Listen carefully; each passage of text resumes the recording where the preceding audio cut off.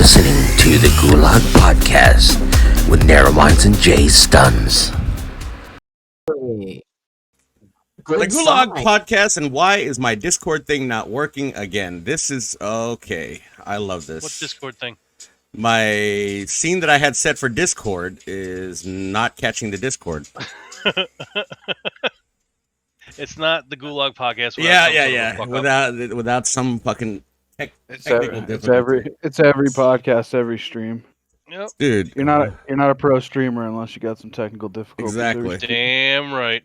There it is. Where is Discord? Okay, there we are. There we are on screen now. Apparently, guys, don't install a third monitor into your There we go. into your fucking computer because it just okay. Why is everybody's doing like this stutter on my? Well, there goes another difficulty, but we're good. Yeah. If there's fucking hell, dude. All right, everybody, welcome. We have some special guests from this is cool, a podcast with another podcast, huh? This is not the first time you're going to see this, by the way, boys and girls, because these two gentlemen will be back again for another podcast. So a podcast in another podcast. We're integrating podcasts. Can you imagine that, huh? Never thought the day you'd see that, right? A lot of podcasts. Yeah, a lot of podcasts put together. Podcastception, Rivy said it, yep. Exactly. Podcastception. So there's going to be podcasts with podcasts, and we're going to... These fucking stupid little ads, Joe. Like, whatever. Okay, so apparently 165 hertz on the good old Discord has an issue for some reason. But anyways, gentlemen, Tiny and Tommy, how are you guys doing today? Thanks for having us. Oh yeah, Thank you for having us. I'm doing phenomenal. Great to be here and excited for what we got in store today. Oh, we got Yes, sir. we got a lot in store because it's we've got this is our third season being on, and now getting a couple new markets in, which the bigger markets is what I was really excited about. We want to hear like your ideas and your conception of why you guys started a podcast. Also, Tommy almost didn't make it because he decided to go to the bathroom with a door with no knob on it. So I thought I was going to be doing this podcast from my phone in the bathroom. it can happen. It can happen. He almost didn't make it. See, You hear random yelling. yeah, you just Slight echo. you hear the fire department pull up because they're trying to get the axe out to get him out of the Show us a life, pop the door. And we have the lovely gaming doc who's back again after her. By the way, check her out on Broadway. She's going to be out on the billboards there in Times Square soon. All right. So if you don't see the gaming doc on the podcast with us or doing It's gonna be the Broadway doc soon. yeah, it's going to be the Broadway doc. She's going to be every stream. She's just going to be live in Times Square with a guy with a guitar and the underwear. The naked cowboy. Yeah, the naked cowboy guy. Yeah. So Naked Cowboy is a staple of New York. yes. Right. I did not see him while I was there. Oh, Did you take a picture with him? Was he out there? she didn't. She just said she didn't see him. Yeah, he wasn't there. I mean, He wasn't there? granted, the fact that it was over 420, and on 420 there were hundreds of weed trucks that were parked all over the place. So maybe he had something else to do. The weed trucks. Or maybe he was there, but you caught so many fumes you just didn't know he was there. Yeah. You were kind of True. you were mesmerized. Might have been three by- sheets to the wind. Yeah, you wouldn't know. what was Now, I going will tell you this: you would love the name of their podcast, bro. on. What is their podcast? Wasted talent. Two Nope. guys in a bed. Two guys in a bed. Two guys in a bed. Mm-hmm. I can get very interesting. And I was in bed with them. That's that phenomenal we time. already know you do, so it's not even a big deal. True. We always like to welcome our guests into the bed with us. Make it a Absolutely. little Did you- awkward at first. did you guys have to change the sheets after bed? Jay was in the bed with you guys. So that's a big question. No, I still sleep in the same sheets. Do you? They I smell would like never- peaches. Yeah, I would never change those. Smells like peaches, huh? Sounds like They you smell like peaches. peaches and cream. Got it. Anyways. Anyway. Anyways, that's God. Tiny's too tiny, right? Then you got Tommy there, and then you, Jay. Yep. What was that? I made sure the bed was massacutic? reinforced What with the fuck are concrete those blocks and things, stuff, or so just there was no breaking, and it's gonna go on. We made sure the bed was nice concrete and supported. blocks? So Hell yeah. With us three guys, we need to make sure it's Definitely need some support. definitely reinforced. There was no middle dent because we just roll on top of each other. We couldn't deal with that, you know. Roll on top. Well, I'm pretty sure there was some rolling on top of each other, but you know. Listen. Hey. What happens in the bed stays in the bed, all right? Yeah, and it gets put out on all their podcasts. Anyways, that's fine. Onlyfans.com/JStuns for 20% off right now. Well, there we go. That you can get that backstage exclusive in the bed with Tommy and Tiny. There you go. It's a good time. I cannot do that without their permission, there, dude. So you know. Hey, it was a collaboration feature. Collaboration. A little collaboration. Anyway. Good old collab. I know Doc doesn't miss me. These little side conversations we have. Oh, I'm sure she did miss it, actually. Missed it so much. Our little where we just carried away about stuff, you know, like apple fritters, and we'll tell Tommy and Tiny that story today about Doc, because she cannot look at an apple fritter the same way. In fact, Doc, the next time we meet, I'm taking you to the donut shop so that way we can get you a nice one of those big apple fritters. Nice giant apple fritter. Yeah. Make sure you get some apple cider with the apple fritter. Oh well, wait till you hear the I story. always have one on deck, by the way. Oh, there you go. Wawa apple fritter on deck. Oh, he's got an apple Heads fritter up. waiting. See that, Doc? That man is just prepared makes right it there. So Tiny, much better. Wow. Tiny There's is always prepared. one on deck. He's got apple. He's got snacks ready to go because he knows this is Yeah, gonna be you one got of to. He knows. Tiny is my favorite apple fritter. Rivy, you have no idea. Well, Jay, you want to tell them the story since they don't understand? All it? right. I'm still going to be able to do the fritter after the story. All right, I was on a podcast a while ago, and we were joking around, sending DMs to each other about, you know, tongue punching fart boxes and this and that. And to change it up, we went eat that shitter like an apple fritter. So Doc had come into the stream after all that was said, and she goes, "Oh, I love apple fritters," and we were like, "Oh God." So we were slowly starting to, you know, explain it. She's like, "You know, all the white gooey cream on it." We're like, "Oh, Doc, stop." Yeah. So innocent. It turned out, yeah, it started innocently. So now she can't look at apple fritters the same, and just everything she said it coincided perfectly. So now whenever we mention apple fritters, she gets slightly disturbed. And Well, But hey, Tiny's offering one. He's already got them prepackaged. I love them. They're amazing. I'm honestly not a fan of apple fritters. I mean, I'm not a fan of most things, so don't take it from me. But It's not fair to take advantage of a boomer. it wasn't me. Well, to be All fair, right, they didn't Shaggy. take advantage of you. You just happened to walk into a She didn't walk in. conversation. She ran into that shit. She just ran full steam ahead. Ran right into it. Full steam ahead and did not stop when she mentioned and described the fucking apple fritters. Mm-hmm. Yep.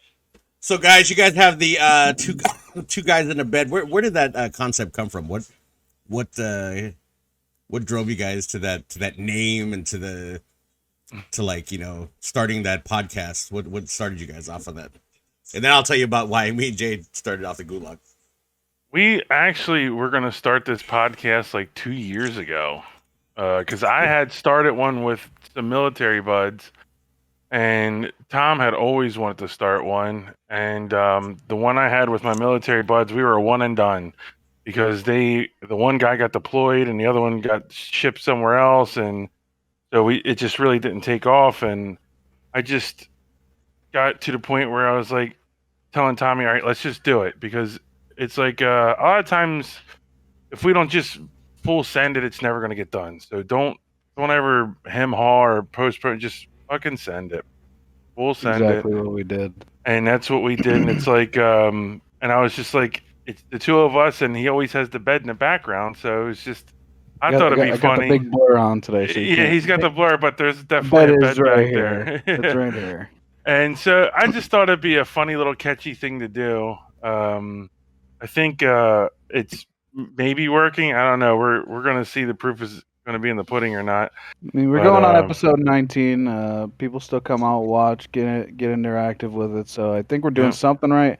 I mean, as you guys know, running a podcast, you're gonna have your hiccups. You're gonna have things that you run into during it that happen that you just can't control, and you gotta just try and make fun out of it, and try and laugh it off. Even if it sucks in the moment, you just try and laugh it off and just continue on what you're doing, and try to stay on somewhat of a path and not go completely off the rails. But we definitely get off the rails sometimes. So that's podcasts in general. You Yeah. got to give them credit too, because every week they're coming up with new questions, new things to ask the guests that they have on, and then you have Rivy in the chat, who is their graphics guy, who works his ass off making videos and all the graphics, putting things out on Twitter. Like Rivy works his ass off behind the scenes, so we got to give a little credit to Rivy. Rivy 100% does. We try to get every guest we can a video. Right now, Rivy's actually currently getting out of the service, so he's been a little bit busy. So we've fallen behind on that. But obviously, family and things like that comes first. But it was a great idea, and it was a great thing we had going. But like I said, he's just been so busy lately. It's kind of hard to press him for stuff like that at the moment. Have you guys ever thought about just getting into bed actually together, and then just putting a person's head like a So have you thought about that? Just like you guys headset and then that's it. So the thing is, we do this on my day off, and he's freaking like 6 hours away, so it's hard for us to even get together. All right, I got you, Tiny. What you do is you get a giant picture of a bed, right? You have Tommy streaming it. You got the giant picture of the bed in the background. You position the cameras on two sides of the bed, and then the person's camera go right in the middle. There you go, all three of y'all on the bed. There you go. It's a good idea. That honestly was an idea that was tossed around for a while, just for like emote purposes. Unfortunately, we just came up with. I'm gonna drop it in the chat here. It looks like me and Tiny are just kissing, but it kind of works. That's how porn start, correct? There you go, Rivy. Look at the little Pornhub sound going in the background. Yeah, we can thank Rivy for that.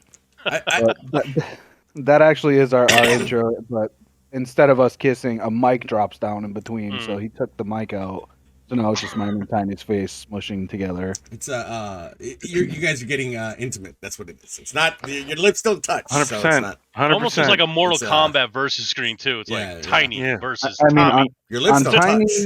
On Tiny's personal stream the other night, he decided that he wanted to get a little loaded, and if I recall correctly, he told me it's on site. We're locking lips. And then continued to just go on about how he was kissing me the second he sees me. So I mean, there's nothing wrong with that. Nothing wrong with a good. I do not remember any of that. Well, I was hanging out in the Wasted Talent Discord this morning with Tiny and a couple of guys, and apparently you could tell how loaded Tiny is because he changes shades of red as he goes. Oh, he looks like a tomato. So hey, nothing that Jameson. Jameson always tells the truth. So whatever you said with that bottle of Jameson. Oh, Rivy said he'll get the clip if you deny it, Tiny. He got you nailed, bro. I don't remember. Your mod is letting us know that I just don't remember saying that. If he says it's happened, then it happened. But honestly, you were talking me up like there was no tomorrow. I was, I like that, Tiny. I don't remember any of it. You were talking about pheromones and other things, and I was like, what is this guy even talking about? You were using words you don't even know the meaning. This was on stream. On stream. No, there's clips and transcripts apparently. There's so this bromance. It's a bromance. It's a bromance. Just let it happen. You're talking about pheromones and giving them a bro kiss. He's just got too much estrogen. Just Tiny be wearing that cologne. It's got the pheromones in it. It's got the pheromones and a little bro kiss. You're fine. It's fine. You don't have to deny your bromance, bro. No, I would never. It's bro like love. I said, you gotta kiss the homies goodnight. You gotta kiss the homies goodnight. Especially in bedroom. Yep, in bed, right before you guys go to sleep. True. Or do a podcast. I mean, like it's fine. No one.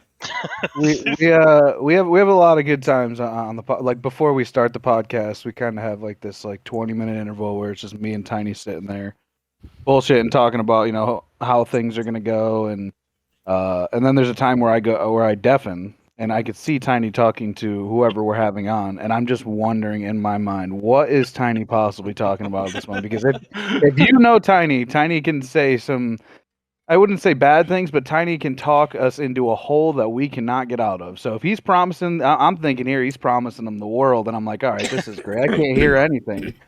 So I'm gonna come back. I can speak from experience. Tiny told me, well, he goes, Tommy will tell you when to turn your cam on. I was like, okay, no big deal. Like, I'm the boss. So that's what he's saying is I'm the boss. So you're the fuck my life. Yeah. I just have to accept everything. Yeah. You have to, man. If there's the sad part is there's VODs and a transcript. Like, I mean, that's really bad. You got a transcript. That's normally how it is. It's like anytime something goes completely wonky, somebody's there recording it. I mean, same stream Tiny was completely obliterated to the point where I was making a command for him because I'm a mod for him. And I messed up the command, so it was for every 500 bits he would take a shot. Oh no! And instead of typing shot, I put shit, and he did not notice the whole night. So it was every 500 bits, Tiny will take a shit, and it was there for 3+ hours, and he read it at least 25 times and just did not see that there was something wrong there. Oh my god! So did you take a shit then? I took no shits that night. Okay, you know. Okay. At least that he remembers. He did fall asleep in the chair. Lots of shots. Holy smokes! I shot everything that was. What were you drinking that night? So that way you know. Christ! What were you drinking that night? I had a bunch of IPAs, and then they sell these like packs, 10 packs of shots, like airplanes, and it was Southern Comfort. Okay, nips, and it was a pack of nips of Southern Comfort, and then I had some of the Fireball ones left, and it was just terrible. Yeah, the Fireball. Let me tell you something. That Fireball is a creeper. Like every time I've ever drunk like what we call apple pie shots, because you'd mix the Angry Orchard with a Fireball and drop it in. I had like 10 of those, right? And it didn't even feel anything, right? We were at forgot where we were. We were like a Dave and Buster's. Had 10 of those, didn't feel a thing. Then my buddy has the wise idea, let's go to another bar. Fine. Holy shit. When I walked in that second bar, boy, that room started doing spins that I didn't think a room could be doing because of all those shots that we took of and they weren't little shots. They put them in big ass. Yeah, they're big glass. You drop the shot glass into a pint basically of Angry Orchard. Angry Orchard. Jeez, it tastes like I never had that.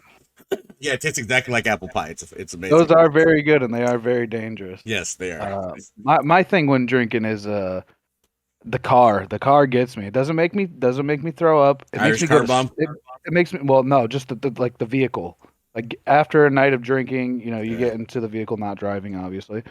So I'm in the passenger seat, and 9 out of 10 times you can guarantee you will find me head to chest sleeping by the time we get anywhere because I'm like a baby. I go right to bed in the car for some reason. It happens every time.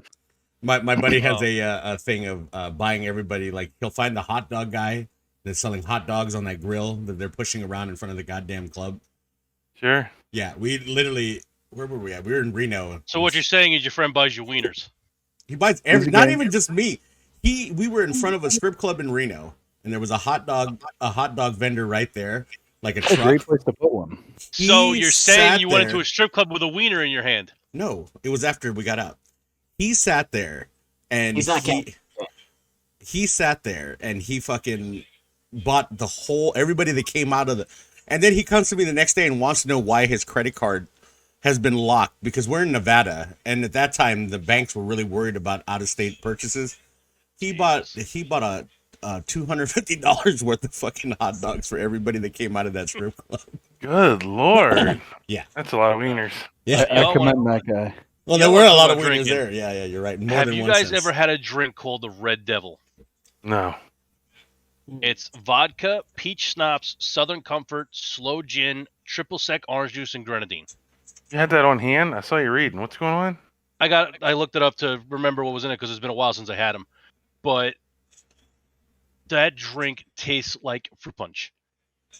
So on my 21st birthday, I went to a bar and I had 13 of those. Oh my god. And I didn't take my time. I down them because I tasted fruit punch.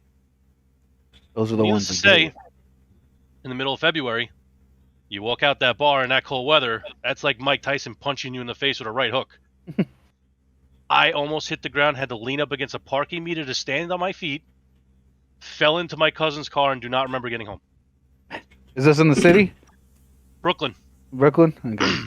Jeez, Well, I mean, at least you didn't wake up naked at the pirate attraction at Thankfully. Treasure Island. I mean, I had a run-in with New York City about what, Tiny, maybe 8 months back here, something like that. I ended up sleeping at Grand Central Station because I missed the last train. So obviously there's no more trains to get. I was living in Connecticut at the time. There's no more trains to get back, so I ended up sleeping in Grand Central Station for a couple hours, and it wasn't too much fun. My phone was dying. It was bad. Hey, Grand Hey, Central at least you were Station, there are sober. horror I mean, stories. can you imagine? No, I was not. No, he sober. wasn't Oh, sober. you were not I was sober. not sober. I Yeah, was not there's- sober. There's no way. Sober me would have made the last train, I promise. That's crazy. I found myself outside one of the local bodegas with the people from New York. I felt at home. You know, we're all just sitting there drinking. I looked at my phone. I said, shit, I got like 10 minutes to get to Grand Central Station. And I'm like, I don't know, maybe 12, 13 blocks away now. No shot I'm making it. So I just decided that I was going to continue drinking, and then I would eventually make it to Grand Central Station and just sleep on the floor for a little bit. Jesus Christ. Tommy hauling ass at Grand Central Station and be like, fuck. Oh no! I mean, missed the damn train. he was chilling with the abuelitos hanging out in front of the fucking bodega. You know, and you just all you hear the mira, venga, venga. Makes me feel like I'm at home. Right? Good old bodega. Hey man, with a cat laying up on all the bread and shit. It was a rough one, you know. They were standing outside the bodega trying to sell people weed and stuff, and obviously it's legal there now. So Yep. Usually Jamaican beef patties. yeah, it was a good time though. Always pushing the beef patties and Jamaican beef patties with cheese and all that shit. Always pushing that shit. They're really good though. Hey man, They are. New York's got some fucking amazing street food that We Absolutely. have amazing can't food get in anywhere. general. Absolutely.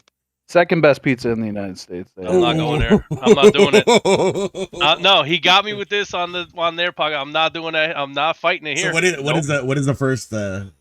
Connecticut has the best pizza in the United States. New Haven, Connecticut is the pizza capital of the United States. Jay's not even fighting this. Usually, I fought it on their podcast. I'm not doing it again. He has a fucking dedicated thing about water. There you go, New Tommy. York This water, is for you now. We'll keep this for a little while. right? Our water quality is better. We make better yeast. We'll keep this up for a little while.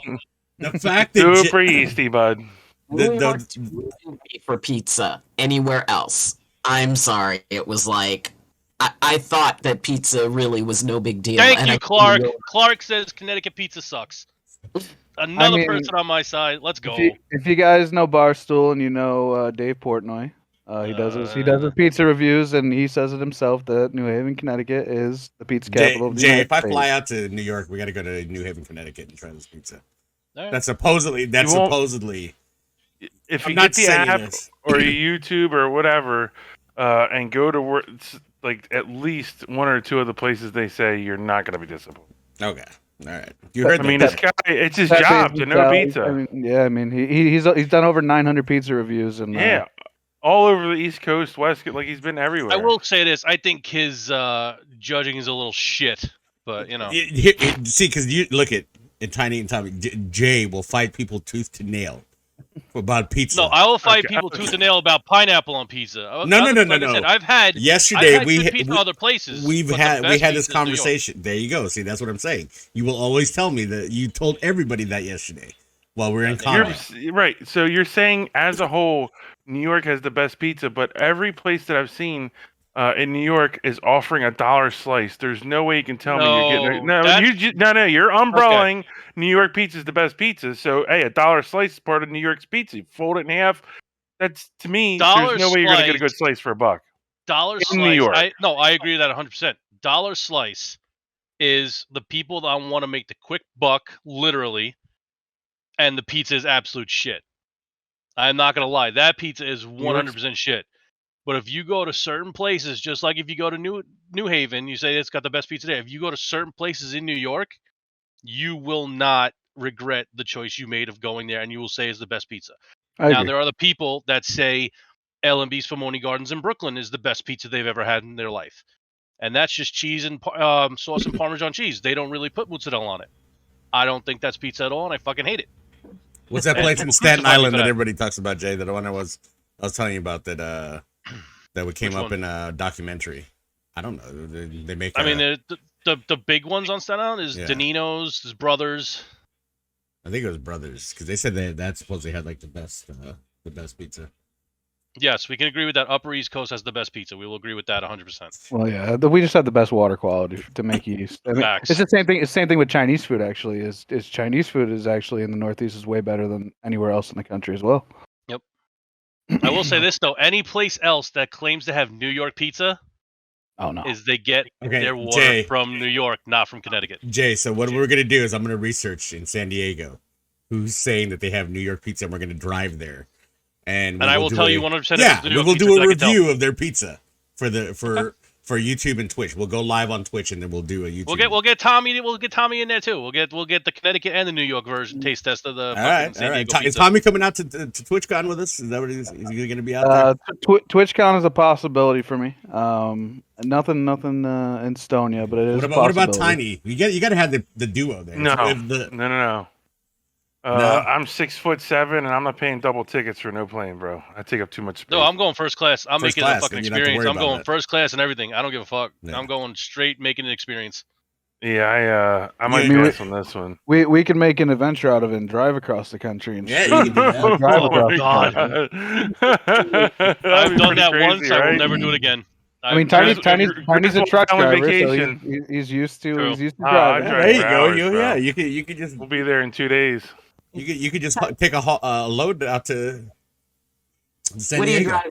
Lot of pee breaks though, because I will be drinking. That would be the only bad I'm not part. driving at all, so I will be participating in the alcoholic beverages. There's no way I'm dealing with Tiny soda. Hey, if he has to get it across, to San Diego, you're just gonna have to open the door. Just pull over on the side. I've done that before as a truck driver. Is just pull over on the side of the freeway and open the door right before the crack of dawn. And just let it rip. Let it rip, baby. Let it rip right on the steps. Piss in a bottle, Thomas. That's what Mikey said. I have a bad story about pissing in the bottle. So I was probably about and I don't want a long trip for that.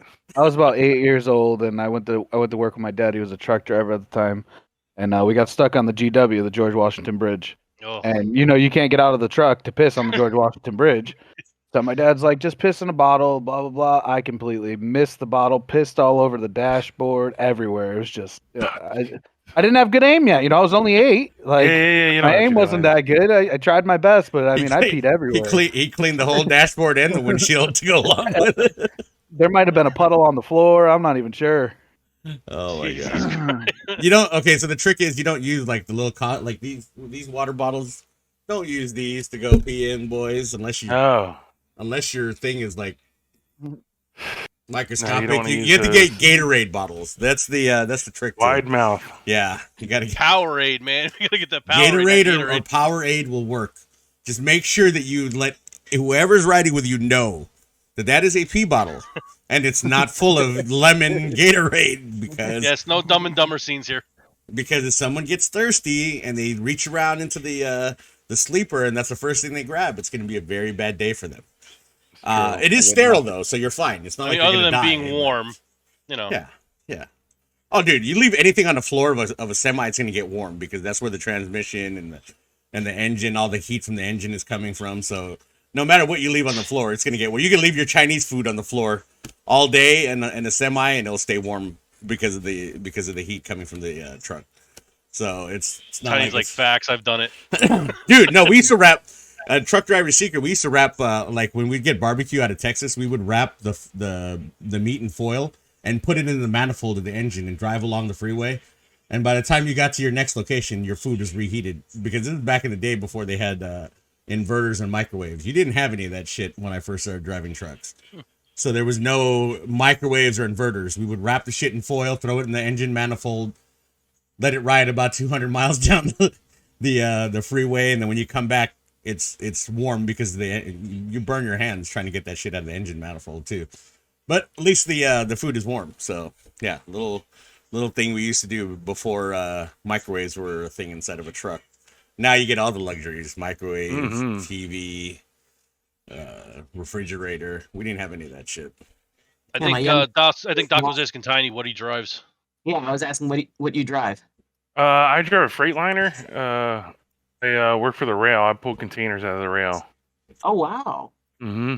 Yeah, my youngest son, he had been, he drove long haul for about 8 years, and the last 3 years were flatbed.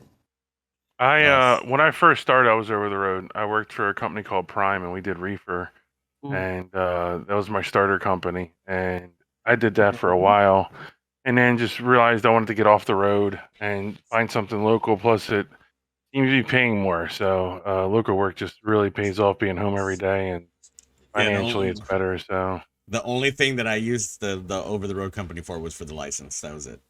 They paid for a $3,000. I did mine myself. I went to a local school here that was hooked up with PennDOT, and the instructors were the testers for PennDOT. So it worked out really nice. You were learning from the people that actually gave you the test. So, but you use your GIA? Did you use your GI? I'm not military now. No, but you get your GI Bill, right? I'm not military. Oh, I thought you were military. Okay. No. I just it was $5,000. So I just yeah, I got the company, first ever company I worked for. I got them to pay for the only reason I did it. Signed that year contract and got my free license. Yeah. I'm glad I did it though. I'm glad I got my CDL for sure. Now, when you guys do you guys have like a certain theme that you do when you guys do like your podcast? Is there something that you look for like your guests? Because us, we go across the board. Some days we do mental health. The first day that we ever got Doc to come and actually be a guest for her, she was originally a guest when she first started. I convinced her over a year span to start streaming on Twitch because they don't have a doctor that understands the a little year. Yeah, the whole year, because she's my chiropractor too in real life, and I would tell her, hey, because she does YouTube videos, and I'm like, why are you not on Twitch talking to the masses? Because the thing that I realized, and I had a conversation about this the other day, is that ever since COVID, when everybody kind of got separated, and it was more at that time more than ever necessary to have somebody that could deal with the mental health and the stress of not being able to see the people that you usually get to see, and all the usual people that you used to hang out with all the time. And it was at that time that Doc actually, that was the start of her thing, was right there, right in the middle of 2020, I think, right, Doc? Yeah, 2020. 2020. Yep. Yeah. Was when she started buying all the equipment. She's like, "Oh, hey, Nero, I got my son bought me the PC. Now we can start streaming." And then Jay helped her out. What is like your guys? What do you guys look for as like guests or types of topics that you guys would talk about on your podcast? So for guests, we're kind of open to anybody. Whether we're actually broadening our horizons a little bit. We're actually interviewing our first YouTube content creator tonight. We've stuck solely to Twitch content creators, in the hopes of our following being able to go over, meet new people, branch out communities, and learn more about the streamer, and then as well, their community come over, learn more about what we do.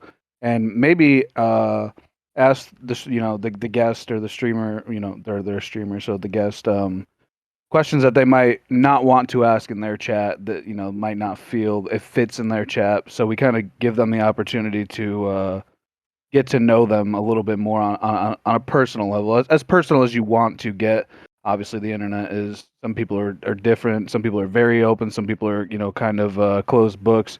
So we kind of just touch on, I would say, not basic topics, but things like what got them into streaming, how they feel about certain things that are going on. You always have different things that are switching up on Twitch. Twitch is always switching something and doing something wrong. They never do anything right. So we like to talk about that, how they feel about Twitch possibly taking away for their partners their 70/30 program, things like that, because we do have a decent amount of partners that come on, which we're fortunate to be able to reach out to these bigger audiences or streamers with the bigger audiences and bring them in. We have a list of questions we ask them. Tiny comes up with all the questions, and we try to make them towards the streamer as much as possible instead of being generalized, depending on who they are. If we know you, and we know that we can get down to the nitty gritty and ask you the funny questions, and we like to have a good time. But there is certain ones where we take a little bit, I guess we would say, more professional, where we're not going to ask you where's the craziest place you've ever gotten naughty with your partner. Those are the questions that we ask to. I answered that one. Where was the to the craziest people place, that Jay? know. Where was the craziest place? Where was the craziest Haunted place? mental hospital. A haunted Let mental that sink Yeah. in. Did the ghost It wasn't turn? haunted. There were a lot of homeless people there. did the homeless people get a turn? No, they got a show though. Oh, did they? You should have had him Yeah, hold the camera so at least, we- right? You should, I mean, like, they're already standing there. Jay, you No, hold they, my phone they asked and some. just... They asked some fun questions like, Yeah, we asked there was a fun movie questions. about your life. Who would be the narrator of the movie? Yeah, I said Bobcat Goldthwait because I thought that would be funny as shit. I'd like to keep it kind of structured because number one, you only have these people so long, so it's like Right. you want to get as much as you can for the amount of time that you have them. So if I have 10 questions and burn out in 2 hours, I didn't really get much out of them, right? So Right, I've got 27 questions and I'm asking you, and I Plus got plus the ones we get from plus the chat. ones from the we audience. We Like, also the audience is let constantly the asking. audience ask questions as well, Yeah. which keeps people engaged. It keeps it and Yeah. it keeps it flowing, because you might ask one of these questions that they might one of our questions is like, what's the dumbest way you've ever been injured? Some people haven't been injured, and that's great for them. So Yeah. that question takes up maybe 25-30 seconds. So with the audience help, it fills in that dead air kind of Jay Yeah. got that ghost thumb in the butt. That's what was just written on the chat. I will never confirm nor deny that. He felt something wiggling. Anyways. So if you so- guys could go back to the beginning and those formative points, knowing what you know now, is there anything that you would do differently that you think would change where you are at the moment? I think the first couple we did, we should have went with people we didn't know. Because I feel like we kind of fell into this comfortability because we brought in people that we already knew, were already a part of our communities. So it was kind of just like an interview instead of a podcast of just talking and asking questions that we already knew the answers to. I think if we would have reached out to strangers, or people that we don't know, I feel like it would have helped us more a little bit in the long run, where we're kind of we don't run into, I wouldn't say necessarily problems, but there is sometimes where we get stuck, and you can see it when you go back and watch the VOD. Either Tiny or myself gets stuck with like you're just jumbled on words and don't really know what to come out with, because we didn't take the time to get through those awkward phases. So we're going through them now, and it's kind of a growing pain. Yeah. Yeah. I think Who the would good thing about having people on too, though, is like just starting out a podcast. It could be an uncomfortable situation depending on if you're a talker or not. And like with me and Naro, when we started out, our first topic that we talked about was Chadwick Boseman and his death and what he was known for. So we didn't do the whole, interviewing a person or anything like that yet. We were still just getting used to getting our, our feet wet as far as what we were doing with podcast. And then we started bringing on like, gamer girls and what the other stuff they deal with involving, streaming and all that stuff. And then we kind of got used to the point of that. And we had people on that we knew, we had friends of ours that we've known for a long time. We kind of, like you said, knew the answers to the questions, but you know what? It gave us the comfortability to expand to where we are now. And now we can literally just have anybody on and we're still shooting the shit just like always. Yeah, So I mean, nothing. it's good but bad because, like you said, you already know the answers and you're kind of in the middle. But knowing the person that you have on also helps with the comfortability, and you can sit there and be like, okay, well, we did this wrong, so we could change this now instead of going on the fly with somebody you don't know. So it's good and bad in both situations. I agree. Me and Tiny, we like to take like at least 30 minutes after every podcast, and we sit there and we kind of go over what we could do a little bit better next time. So tonight will be our 19th one that we've done. So I mean, it seems like a lot, but it's really not that many. I mean, in this world, I mean, people have been doing this for years and years and years, and have a lot of experience. So I think that if we just continue to be able to critique ourselves and give each other the hard truth, like, hey, at this point, you messed up a little bit, or you didn't seem like you were as engaged as you should have been. Yeah. Being able to critique each other, that's a good thing that you should have with your co-host, is being able to come to them and say, hey, you didn't do this, you should have did it this way. Let's try it that way next time and see how it goes. And we do have that friendship where we can come to each other. Yeah, I mean, I bust Tiny's balls all the time and throw him under the bus, but we do have the serious conversations of how we can get better and how we can continue to grow the podcast. And it has it has grown tremendously, and we've got to talk about a lot of great things, mental health, things like that. Yep. Things that strike home for not only I mean for myself and for Tiny. I struggle with mental health, so it's nice to have those guests on that are willing to open up and talk about their problems and their coping mechanisms and how they get through things, and how you can try and implement some of those things and see if they work for you. So is there anybody who's on your list of you would love to have as a guest? Ninja. That's my goal. If Ninja's on, I'm done. That's it. I've done everything I could possibly want to do. Tiny and Tommy are just like me and Narrow. Narrow's Apex, Tommy's Apex. Tiny's Fortnite, I'm Fortnite. We're literally like the same group of people because of the way we play things. But Rivy says BB Jess. That's a good one too. Yeah, we're working on that. With Tiny being Fortnite and Tommy being Apex, what games were the first ones that really got you into the shooter genre? Fortnite, actually. Tiny will go ahead, Tiny, say it. Fortnite made them. Fortnite is what it is. So I mean, I'm not a huge content creator. I average somewhere in the 30s. I all I do is play FPSs when I stream on my own channel. And Fortnite did, quote unquote, I guess, make me. I still am top 500 in the world in kills in that game, and I haven't touched it since chapter 1. So that was before like all the map changes that have happened and adding in the AI bots and things that I just didn't like that they were doing. So then I went over to Call of Duty, and then Call of Duty, took a massive dump on themselves, and then now I find myself over on Apex. Tiny, what game really started it for you? Battlefield.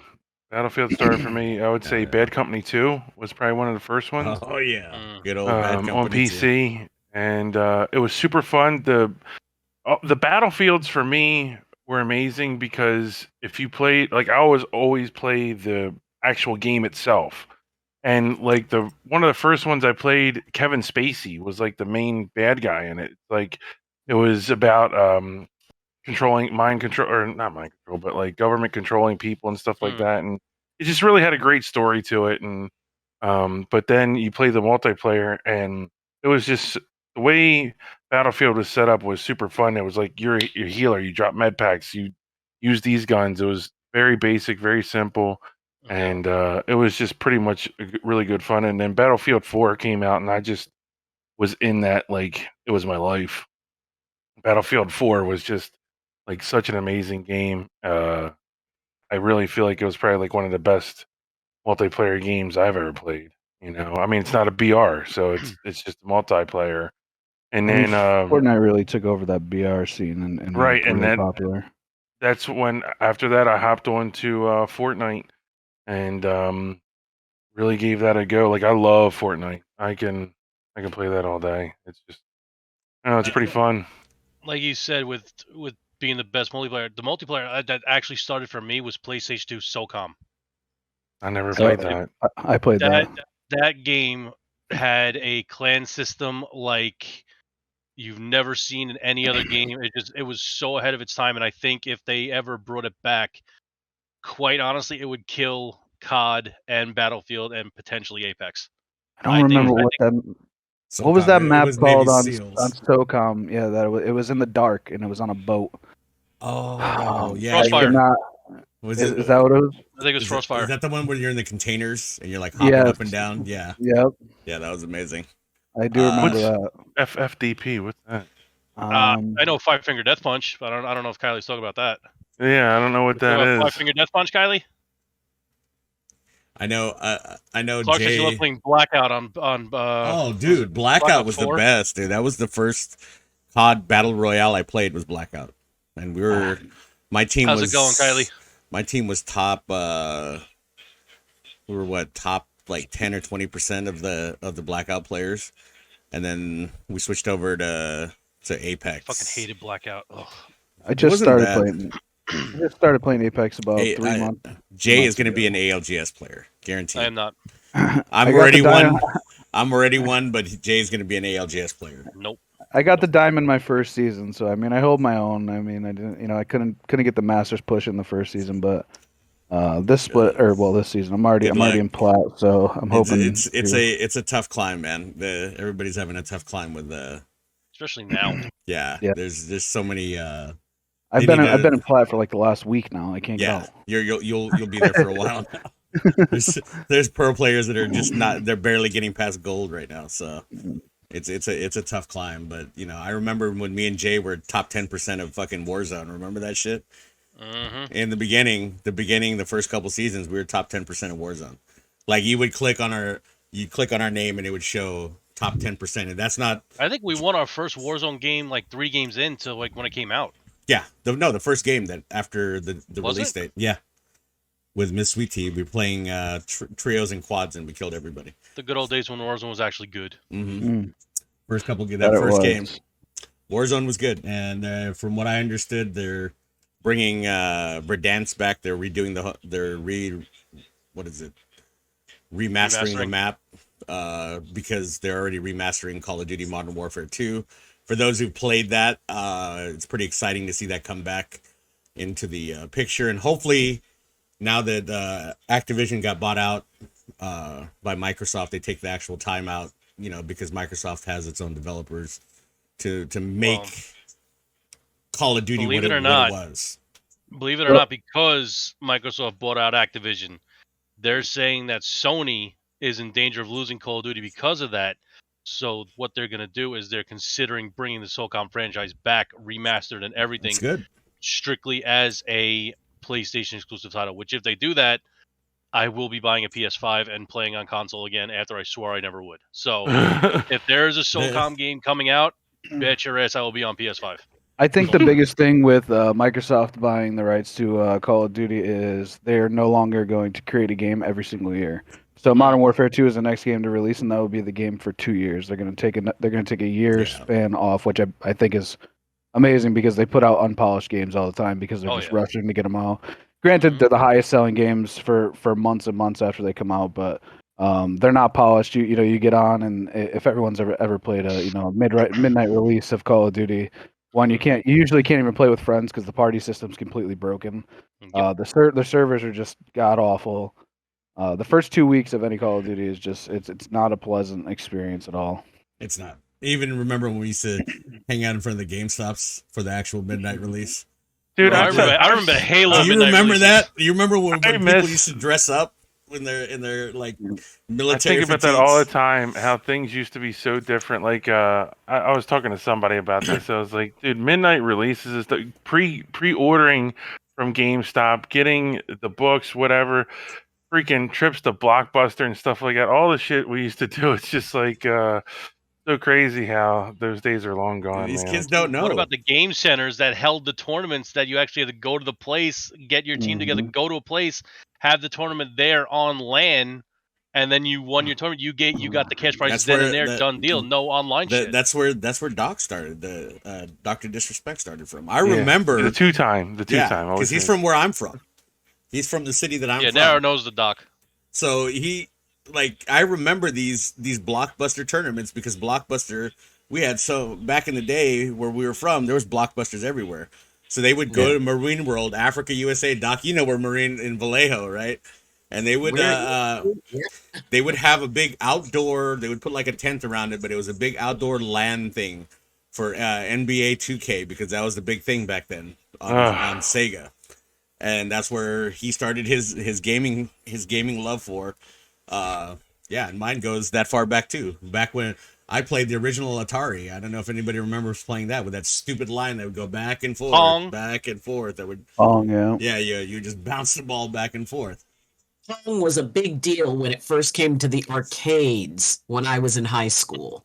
That was like, oh my God, we've got to go down to the miniature golf because they've got a Pong machine. So yeah, we started up before anything got into the house. Yeah, I used to spend Saturdays in the arcade when I was a kid. My mom used to give me a couple bucks, and I would take the bus to I grew up in Baltimore, and I would take the bus to East Point Mall, and they had this arcade, and out like Arch Rivals and freaking Street Fight, just like you name it. I just spent my time at the arcade. Obviously, no shooters. We can tell from your gameplay there was no shooters. They actually did have a shooter. I don't know if you remember, but like House they of had the Dead.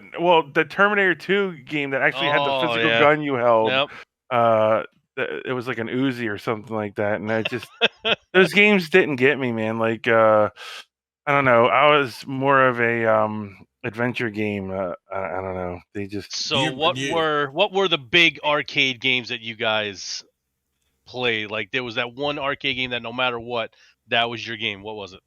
When I was a kid, there was a game called Kung Fu, and then this wrestling game. I cannot begin to tell you. WrestleFest. I can't remember what it was called, but it was just so fun. And then they came out with that Pitfall. Then they came out with that Pitfall game or something like that, where the people looked real, but they moved kind of weird. Mm-hmm. It was like a wrestling guy, and so it was, I don't know. There was just like such kooky games when I was a kid. I'm a little bit younger, so arcades were kind of like not really a big thing for me. You know, consoles were already out. I didn't have to really go anywhere to play games. Console was out when I was a kid too. Yeah, but I mean like the actual ones, you know, like PS2, what do you mean PS1, like when you actually had decent graphics, you weren't running around with a figure. I did have Pong when I was a kid, but then I got an Atari. I did get a regular Nintendo, or actually my friends did. Nintendo, yep.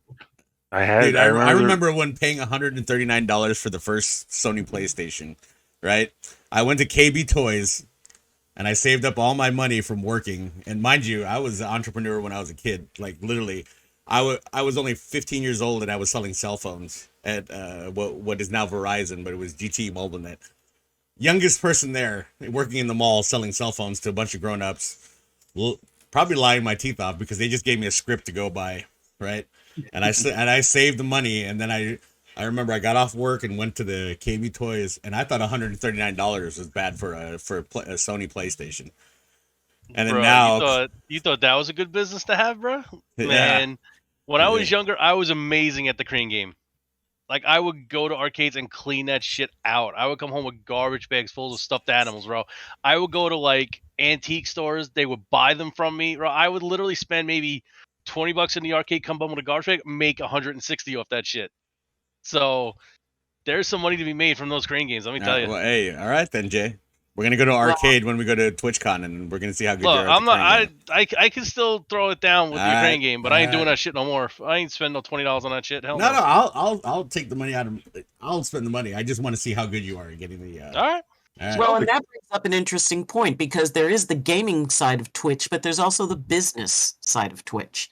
And do you guys think that most people really are ready to take on the business aspect of Twitch in order, because everybody thinks they're going to come in and in a month they're going to, be ninja and, and there is those, the steps that you need to take from a business aspect, networking, all of that. Do you think that that's something that a lot of streamers really don't have as, firmly a hold on as they need to? Not one bit. I think they don't know what the hell they're doing, especially the younger generation that's right now. Like my kid streams, and he was like, "Where's my payout? Where's my payout?" And it was like, it took him forever to get up whatever, but he never even verified his accounts or anything. Like, you're supposed to verify your PayPal, verify your bank account, something. Like, he doesn't do any of this stuff. And I'm like, he doesn't tweet out anything. He doesn't he doesn't do any of this stuff, you know? And I'm like, dude, you just can't just go live and expect millions. Like, Twitch is the only place where all of your hard work is done outside of Twitch. Yep. Outside of streaming. So networking, things like that, using, obviously TikTok. We're given the tools to do it. It's just getting it done. Obviously, having things, getting content to put out there. But the thing is anything is content. There's you have a market for anything out there. There's people that are into, if Tiny was to blow a bubble here with some gum, there's people that are into that. I mean, there's people that are into anything. So I mean, that I think that's somewhere that a lot of people struggle is they're like, oh, I can't get content, I can't get content, but it's like you can make content on anything. True. As long as you do it the right way, you can make content on anything. And to answer your question, I think that everybody comes in thinking, okay, me for example, I was like, oh, I'm really good at video games. I see these streamers making big money. I'm gonna come in. I'm gonna have a lot of viewers right away. And little did I, I learned that really quick that that's not how it works. So I think that, like Tiny was saying, that the younger generation, they're obviously better with the social medias. They have a bigger following on the social medias, but they don't necessarily use that to their advantage because of a little bit of laziness and just not wanting to. It's not, Doc. It's not even this industry that's like that, because I listen to a lot of podcasts, and one of them is a guy named Jay Cutler, World's Strongest Man. And one of the things he said was absolutely amazing. He said, these people these days, I'm sure you've seen Bumgardner, just all these different weightlifters on ads and stuff like that. He said it's so much easier for a young man to get into such a small market like bodybuilding and thrive, because back in the day, all they had was, if they were lucky, magazine shoot. Back in the late 80s, early 2000s, they didn't have half the shit they have now. Now, Bumgardner, a Canadian young man, has a very successful YouTube. He has products. He has all this stuff. And he never hasn't even won anything. But he's active in bodybuilding, good at it, great shape, but stays relevant on socials. And to be honest with you, you could have a crap stream and just do wonderful everywhere else, and eventually it should pan out. But it's like these days, if you just stay relevant, stay active, and stay busy, it's going to pay off for you. But you've got a lot of people that just are in that now generation that just want everything right now. You order your burger and you're looking around like, where is it? And it just sometimes just really doesn't work out that way. And now come a long way since MySpace. And now a bigger side to that, the do you feel, right, that that the females that put themselves out there, okay, because we were having to talk about this the other day, that do, like, because there's females that I've seen that come onto Twitch. Do you feel like they have an advantage if they have certain assets that are featured in a lot of their stuff? Is that something that you feel that they use as an advantage to get Twitch partner? And me and Jay know a person that's done this, that said that they never would. Is this something that you think that a lot of females take advantage of now, as a between their OnlyFans and their Twitch? Because we talked about this on our podcast a lot. And what is your feeling as far as like Let me go first, Tony. Go ahead. So my thing is I don't think that it's only females that take advantage of it. I think that I think that if you're just good looking in general, you have an advantage, because when you're scrolling through Twitch and you're trying to find a new streamer to watch, you get a standstill picture of somebody. So if you're a drop dead gorgeous male or female, that's going to entice people to click. Like I said, there's a market for everybody out there. There's males who are also very successful on OnlyFans as well. And I know a couple. Yeah, you're just not looking them up. I mean, I don't. I mean, my thing is, if you have the assets, use them. It's it's part. I mean, do people go and watch Ninja just because they like Ninja? No, Ninja's very good at video games. That's an asset. Ninja's good at marketing himself. He did a very good job. So, for these females that, have the rockin' body and, they're riding pickles and pools and hot tubs and stuff.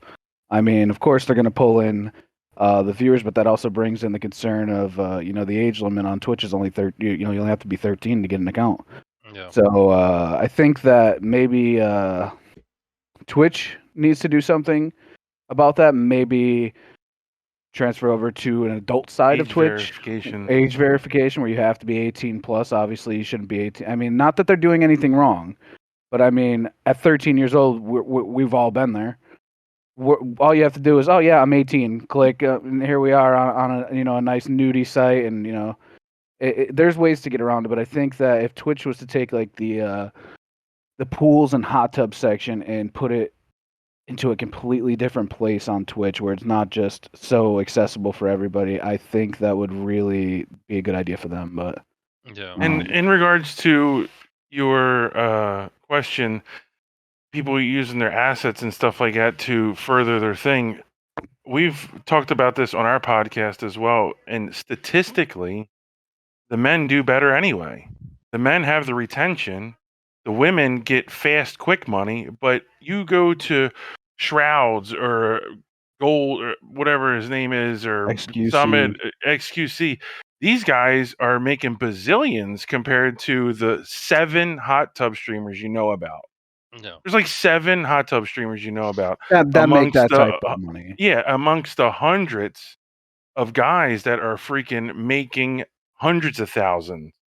It's like the guys. You can talk about these hot tub streamers all you want, but the handful of them that are making a couple bucks are making nowhere near the males that are streaming, making 3-10 times the amount that these couple of girls are making. So it's the numbers aren't there to complain about a handful of girls. I have a comment on this and a totally separate question, but do you think it would be a smart thing for Twitch to implement some sort of like a like inputting a credit card number to verify age for them to see 18 plus streams? Because there's really no way, like you said, it's like, oh, you have to be 18 or over to watch this. You click, okay, start watching. I'm 18. There they go. They may see God knows what, but if they have like some sort of a real certification thing, kind of like, maybe entering a credit card number or something to prove that you're of age to have these things. Yeah, I don't think that would be a good idea, because you're really limiting the product. So it's the same thing as, okay, we're hosting these tournaments. I can't watch every single person's gameplay to know that they're cheating. I don't know what's going on in the background with what they're doing. So you can only put up the best defense you can put up. Okay. Yeah. So Twitch is doing the best thing they can do, which is have a 13-year-old come on or whatever. But they were talking about making it its own category, its own website. I don't know if it was going to be like Twitch Just Chatting or whatever it was, but they were talking about that. Whether that's something that's down the line to separate the Just Chatters from the gamers, because I feel like Twitch, in regards to you're a streamer, you're looking for gamers, this is the best route, because to find somebody on YouTube or Facebook gaming, it's impossible. I get on Twitch, boom, gaming. There's gamers. It's so simple. I hope they don't mess up the mold. I think if anything, they could probably make it a little bit better or whatever, but. One more thing to touch on there. You know who's really dropping the ball in all of this as a company? OnlyFans. By not coming out with a streaming service. They're really dropping the ball by not coming out. There is a streaming service that you can game and do other things at the same time. Yeah, Tiny has an account on there. Does he? Okay, first off, it's we found this place, and one of our buddies at the time was like, I'm going to stream over here, come check it out. So we all get on there, and it's just nude people just streaming video games, and that's cool, and whatever. So I made an account as Tinyinpa. It was called Plexstorm. Plexstorm. Yeah, it's gone. It's gone, guys. It's gone. It's not even there. It's not even a thing anymore. But yeah, it's Plexstorm was funny. Yeah, so it is what that's the thing. It's like Tommy's right. You can do whatever you want in regards to a filter system, but just like any adult site you go to, you can just click whatever and then boom, you're whatever. But to put like a card system or something, I think that's a bit extreme because then you're just really limiting. You're pushing people away. You're pushing customers, viewers, whatever you want to call them. You're pushing them away because because even viewer, you're pushing away money with viewers just because if they're not subbed, they get all that ad revenue. And you can see not being subbed in Twitch's channel or anyone's Twitch channel in the last couple months has completely changed. Where they're rolling out, you can turn it down in your settings, but it's still 3 to 4 ads every hour. Yeah. And then you have these little the micro ads that come up now at the bottom, like the Best Buy and all these things. So I think just comes up now. I think if Twitch was to implement a card service, I think that would be losing them a lot of money. They were talking about this. Is actually got a chance to meet with Twitch a couple months ago, and that was one of the things they asked me was what is this? What do you guys think about this ad stuff? And I said, had you guys done what YouTube does now, which is give you that skip ad thing and actually make it intelligent enough to understand that once you've watched an ad, not to throw another ad into whatever you click into next. Like if you're checking out different streamers, that's something that YouTube has done really well, is that once they put an ad on the first thing that you click and then you click skip ad, it will not put another ad in anything else you watch for at least, I think it's an hour or so before they put another ad in. So if they do something like that where people can skip the ads because they're not necessarily interested in the product, I think it will be a better user experience, and that's I'm hoping something that they're working on right now is just getting a skip feature where you can just click it and you can watch the streamer. I mean, the ad could be off to the left or whatever and continue playing, but give the audience a control of what they want to watch. Yeah, don't force me to watch 7 ads because then I'm just gonna leave. Yeah, I think they should switch the picture-in-picture to where if an ad shows up, it brings like the stream up in the right corner, I believe. It does. So now switch it up to where you have the stream in the main and then the ad up top. So I haven't seen that if they did that, but they could run an ad up in that corner all day if they wanted to. They should do it backwards. Yeah, if you leave the stream on the main screen and at the top of the chat put an ad, you could do that all day. I could give two shits. Yeah, I mean that's what YouTube does. That's how they generate their stuff, is they put ads in the chat. So that way, when people are talking on while people are live, the ads rolling off the right side of the chat. So yeah, it's something that they should work on. Unfortunately, is it something that's branded by YouTube and is only theirs? Maybe that's why they're having such a hard time doing it. But and now the question I have is kind of interesting. Is how did you guys meet and how did you guys come up with Wasted Talent? Well, Tiny, you can tell them how we met. We met through a joint friend, a girl named Abby. Abby introduced me to Tom years ago. It's a fun fact. I followed him instantly and then unfollowed him. I don't know why I unfollowed him, but I did. And then so I started my podcast with my buds, and I was spending this money on graphics and all this other stuff. And I was like, you know what? I really want to sit down with this guy because at the time, he was absolutely amazing at COD. Like when I met him after Fortnite, and I was like, dude, I want to get you on. I want to sit down with you. And it's just, I was actually supposed to be their first guest. Yeah, and it didn't work out. Both parties just were busy doing whatever, but I was messaging through Discord, and I would always see him just sitting in Discord with 40 and like a couple other people. And just one day I was like, hey, you mind if I just come chat with you guys or whatever? And from there on, I've been glued to his side ever since. Yeah, I won't leave for some reason. And but in regards to Wasted Talent, that's 100% him. They were. So Wasted Talent is something that I came up with when I was playing competitive Call of Duty back in the day. We went to and Black Ops 1 I ended up going actual pro, going to Call of Duty Nationals in Providence, Rhode Island. We competed. We placed 17th, which is really good. Unfortunately, one place out of the money. But we did make it to like the Sundays. If you've ever watched like a CDL stream now, how they have like the main stage Sundays. I mean, at the time it wasn't as big, obviously. So our team name was Wasted Talent. So Wasted Talent has been with me from then. I own the rights to it since I believe 2010. I've owned the rights to Wasted Talent as a team name. And we started our org in 2020. No, it was like the end of 2019, right before COVID hit.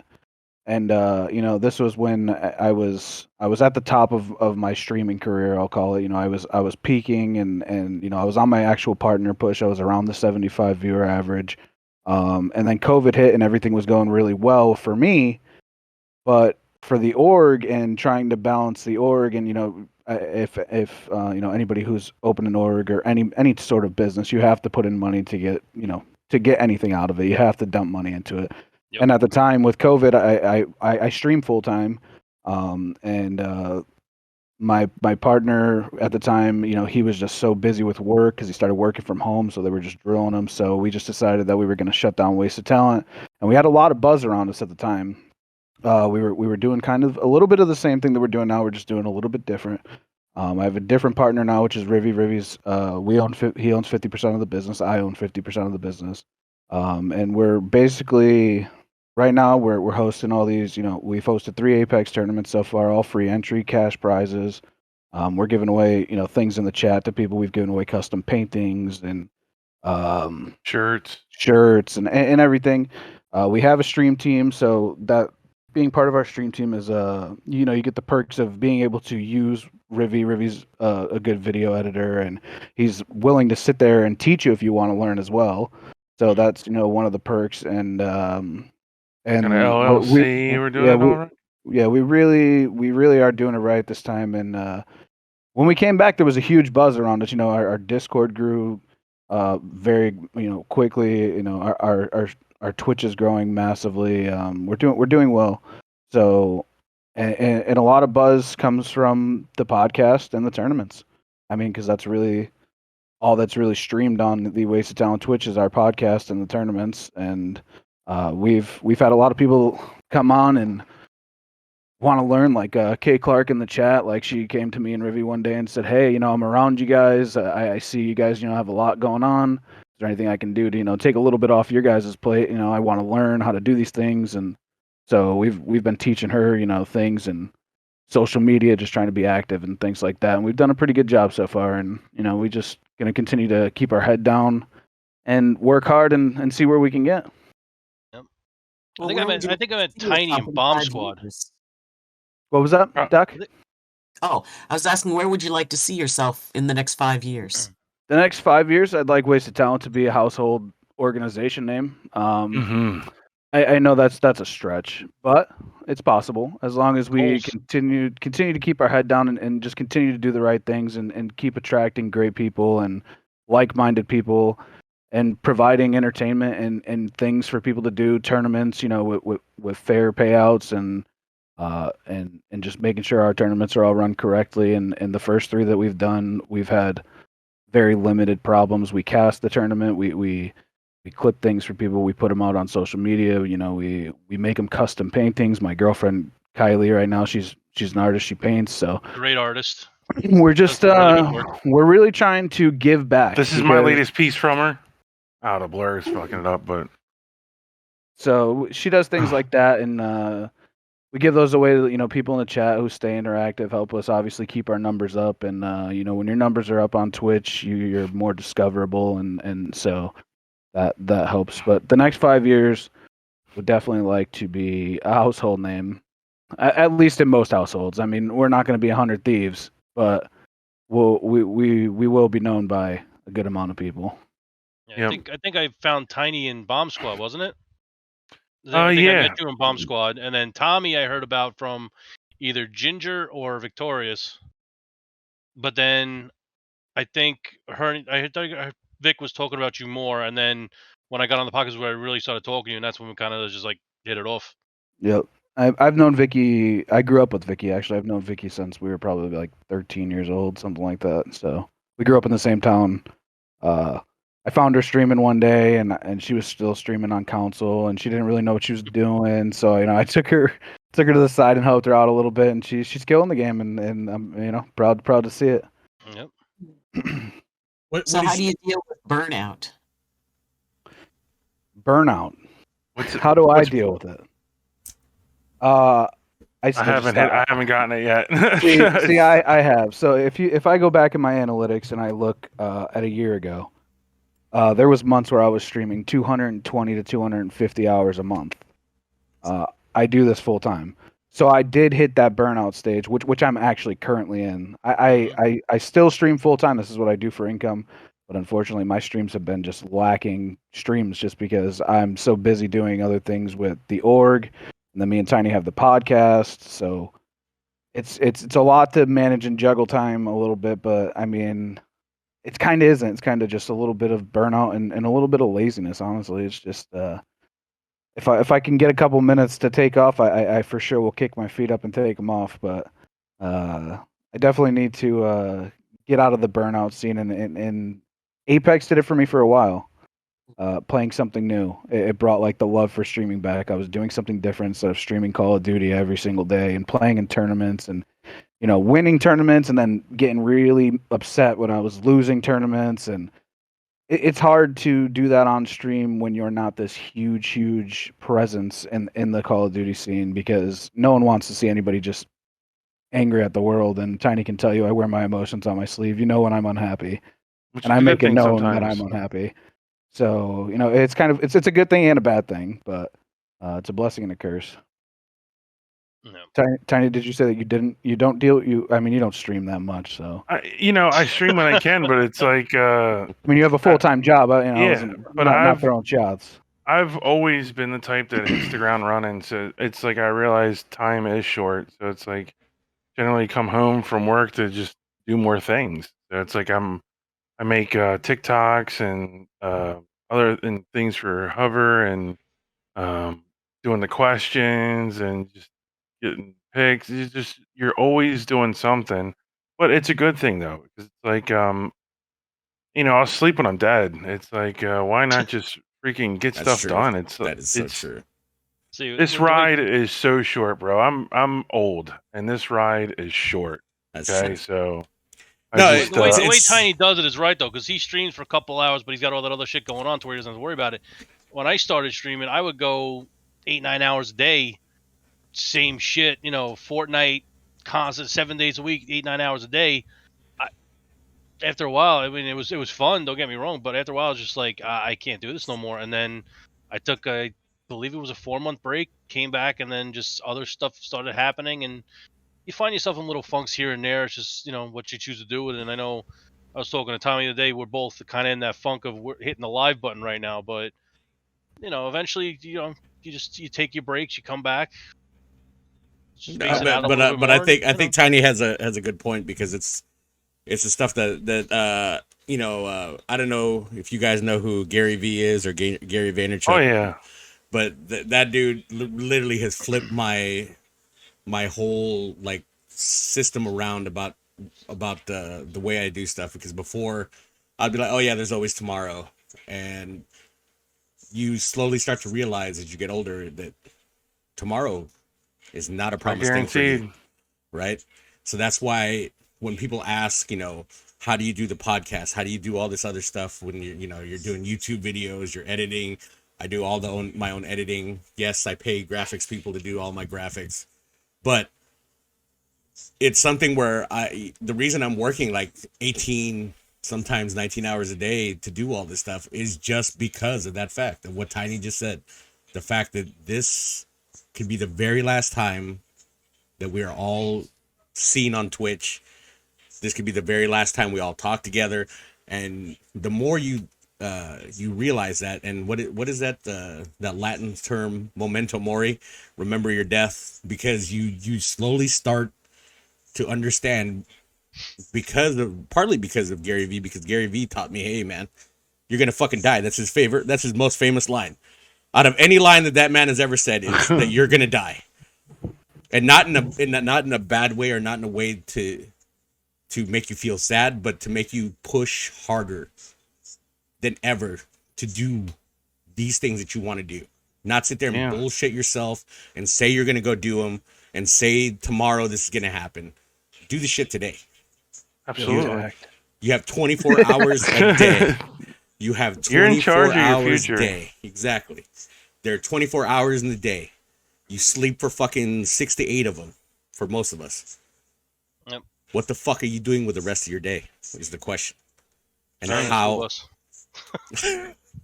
and how are you doing things to position yourselves into doing the stuff that you love instead of fucking around telling me that you're going to go do it tomorrow? Yeah, there's no point in that. I have this weird feature about myself. So, whenever I'm gaining steam, it unmotivates me for some reason. Like I feel like I can slack off because I'm gaining steam. So like I went viral on TikTok. That was the worst. Yeah, but The worst you're decision I've ever right. made. I went viral on TikTok, 6.7 million views on a Call of Duty video. And you know what I did? I went viral and I didn't stream for a whole week straight. And so instead of being there for these people, obviously my Twitch is there. I see my views on my Twitch going up because at the time, you know, obviously there was people checking to see if I was live. I just wasn't there.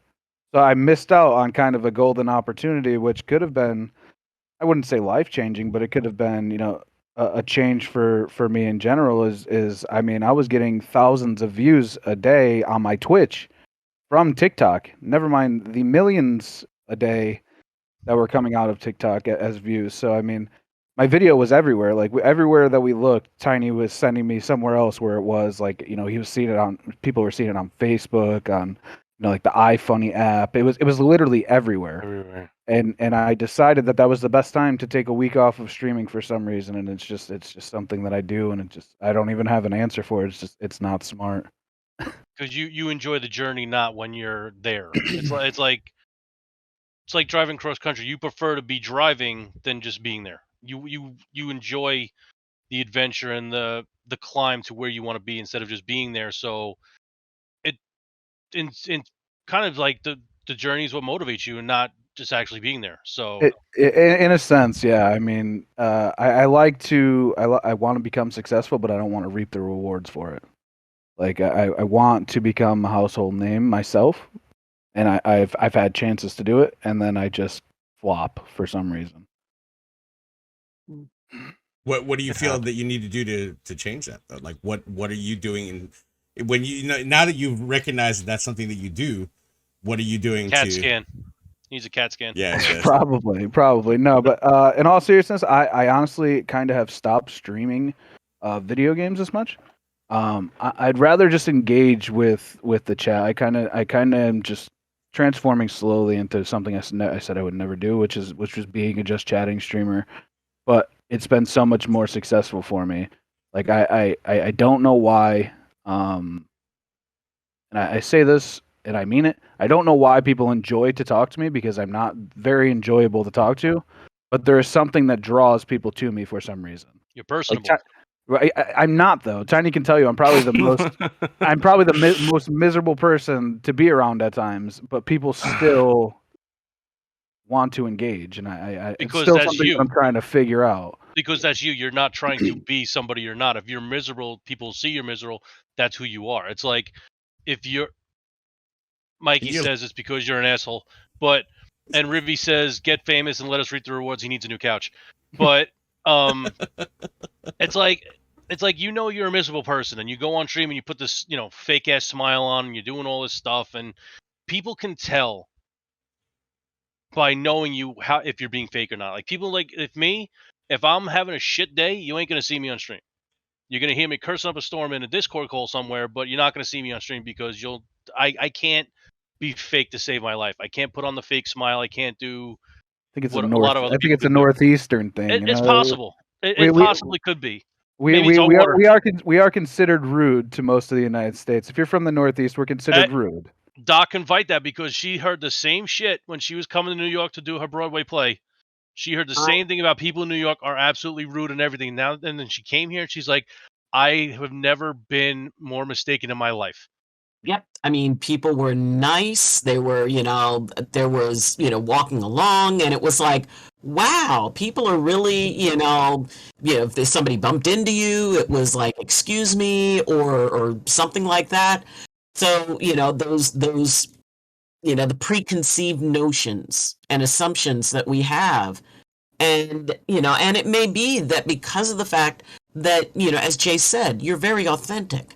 And so if you are presenting yourself and you're putting yourself out there, it's like, you know what, this is not one of my best days. The thing is that somebody watching will see you and say, they know how I feel. They can understand me. They're not trying to tell me, oh, well, just think positive and positive things will happen. And, turn that frown upside down and all this other stuff like Nara was talking about, all of that, it's like that false and forced stuff. What people really want is to find someone who understands them, who can say, you know what, because if this really positive person, it's like they can never relate to me. They don't know, they just saying think positive thoughts and be in gratitude all the time. First off, nobody is going to do that. But when you find somebody who is authentic and is willing to be authentic and out there, because, as a streamer, I think that's probably one of the biggest things is that you are out there. You're out there live. And people are seeing you. And, and for some, that's a very intimidating thing. So the idea that, if people are drawn to you, it's probably because they can see themselves in you when they're not having a good day, when they're struggling with something, or maybe when they are having a good day and, and it's time for the victory lap. But whatever it is, I think when people bring their authentic selves to a stream, it humanizes them.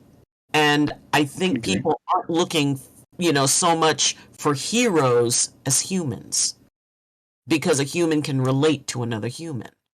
I completely agree. Like you said, I am very authentic on stream. I don't shy away from anything. I try to tell people at least the way that I think it is, and it's very off-putting to some people sometimes, because sometimes they do want to be, coddled, and they want to be told it's okay. And there is situations where I will tell you, it's going to be okay, because it obviously is going to be okay. But there is certain situations, where people will come to me and, I'll just give them the blunt, honest truth. And some people don't like it.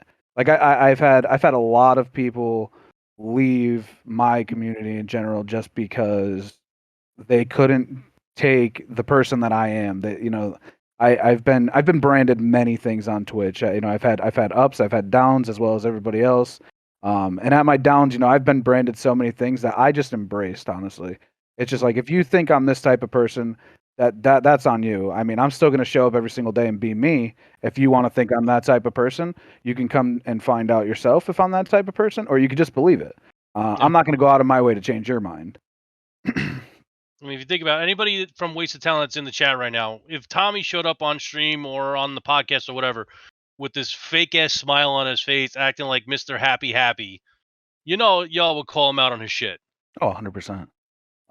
You would call him out on shit, because that's not who Tommy is. Tommy's the one that if you ask him, do these pants make you look fat? Abso-fucking-lutely they do. Unfortunately, I'm very.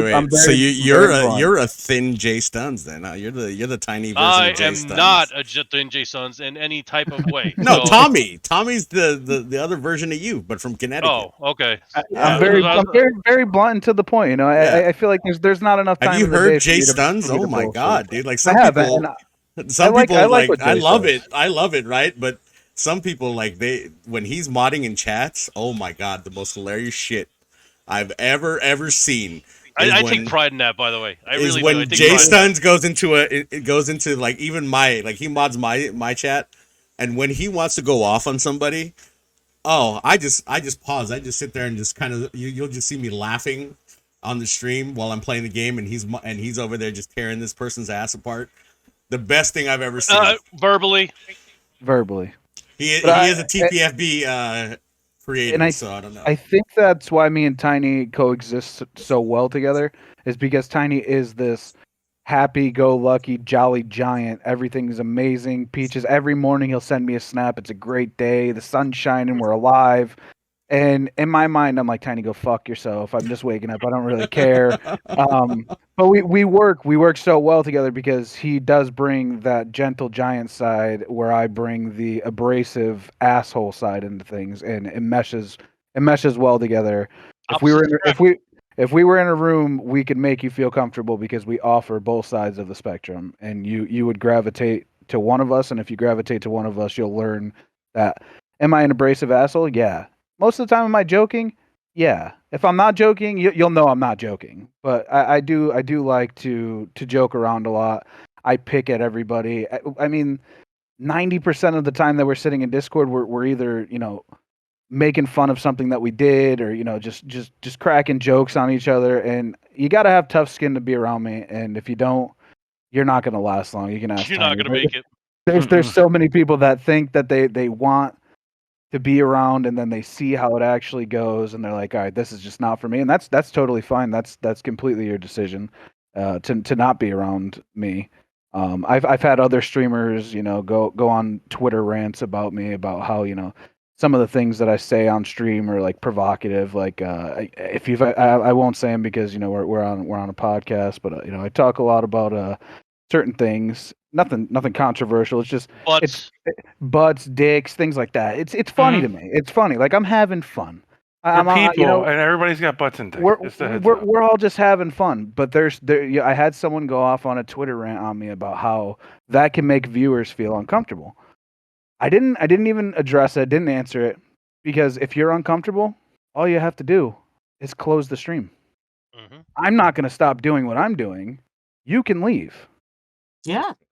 Exactly. And if you don't want to network with me, that's your choice. We don't need to network together. You don't need to associate yourself with me if you don't believe in joking around and talking about dirty things like that. Like, a lot of people like to do it. Some people don't. It's not 24/7 dicks and butts. No, it's not. But I mean, there's a lot of it. You know what I mean? An interesting store name. 24/7 dicks and butts. 24/7 dicks and butts. There's coming a lot out. of New it. podcast coming out. Even Clarky in the chat. She's an angel, you know what I mean? But she even has fun in my chat because there's something for everybody. Like, you can make yourself at home if you want to. The door's open. Come on in, kick your feet up, sit on the couch. I'll usually tell you to take your clothes off, whatever. I like to joke around, and some people just can't take it. And Doc and Jay have heard my verbal tirades on stream. Oh my god, I have verbal tirades. Let me tell you, you have never heard somebody get insulted until you hear Narrow tell somebody that their dick is so small they pee on their own balls. Like, that's something that would come out of my mouth. Yeah, I do that all the time. Is that a problem? Well, I mean, as long as you wipe afterwards. Yeah, no, I like literally. Doc has said how creative some of my tirades have been, because when I'm in my character on stream, I go into these verbal tirades. Number one, because I am actually really pissed off at some of the shit that I see on video games. But my tirades, sometimes I don't even think about what I'm saying. They are just flowing out of my mouth. And I saw Doc's type on my stream. Well, that was very creative. I didn't think that could go there, and that was anatomically possible. But here you are. I can tell you that's anatomically impossible, but it makes a very interesting visual.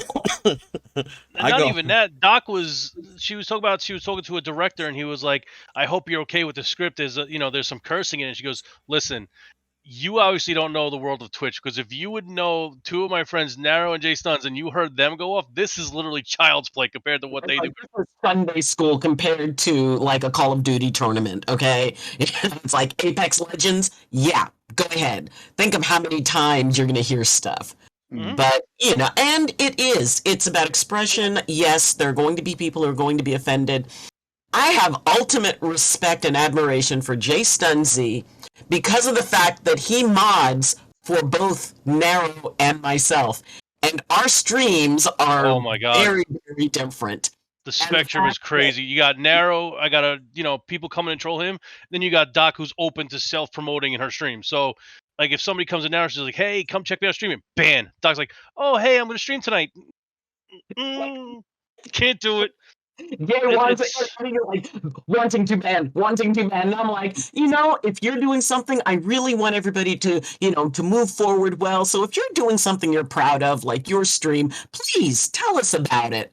And I invite that. That's a standard part of it. I too And the invite fact that. that he is able to, because, it is hard. It is so hard to create relationships when you're a new streamer, when you're trying to make an affiliate for the first time. I don't see it as a competitive thing. And because I invited in, because I tell people, it's like, so what are you doing? What are you streaming? Before you go into lurk, let us know. Are you doing a charity stream? Is it your birthday? Are you like 10 people away from, your follower goal? Let us know and we can help one another.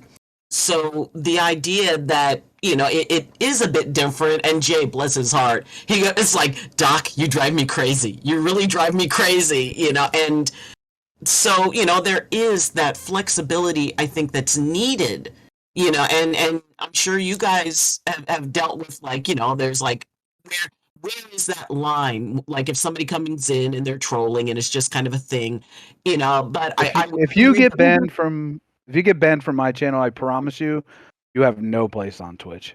If you can manage to get banned from my channel, you have zero place on Twitch.